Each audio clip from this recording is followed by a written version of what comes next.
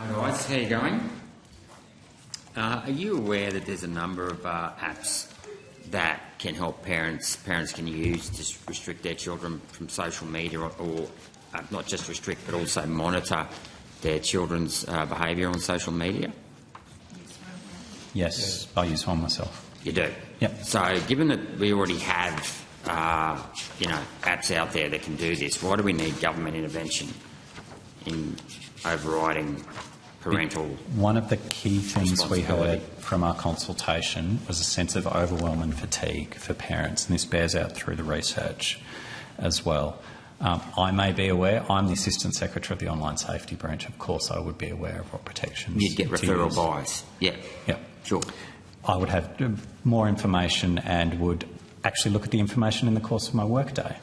I don't have to look at it at 11 o'clock at night before bed. Parents are quite overwhelmed by what's in front of them for this. And even those who are aware, these are not typically centralised controls. There are particular apps that have particular strengths, particular weaknesses, work in different ways, and they're unsure of which ones work better as well. Sure. Can't you actually monitor? So I have 3 young children myself. My eldest son has a phone because he's got to catch the bus to and from school and do extracurricular activities. I mean, we just take the phone of our son when he gets home. They can have it for a certain time during the weekend, but no phones in bedrooms.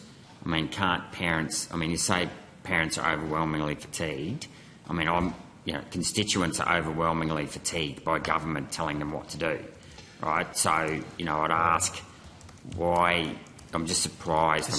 This is one, Senator, where parents have told us that their fatigue would be reduced by having a very clear law in place that imposes for example, a 16-year age limit, that will be welcome by parents rather than having to fiddle around with apps, see if they work.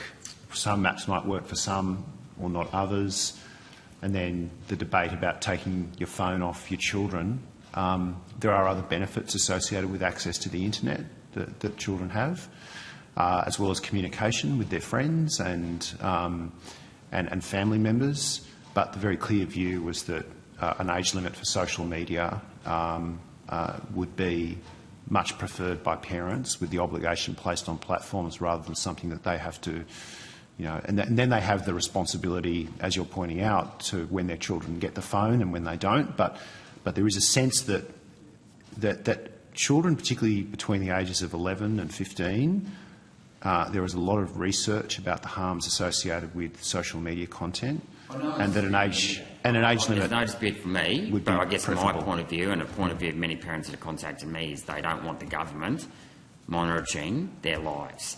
And they feel as though there's enough, government needs to get back to, There's no monitoring of anyone's lives by the government in these reforms. It's a simple obligation placed on the platforms that they cannot allow account creation for children under the age of 16. Yeah, I mean, the problem with that is a question of trust, because our social media posts were being monitored by the government throughout COVID when we told that they weren't.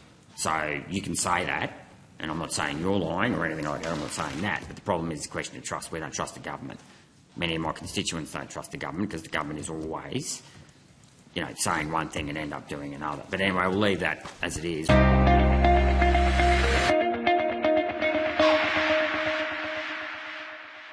Authorised G. Rennick People First Chermside.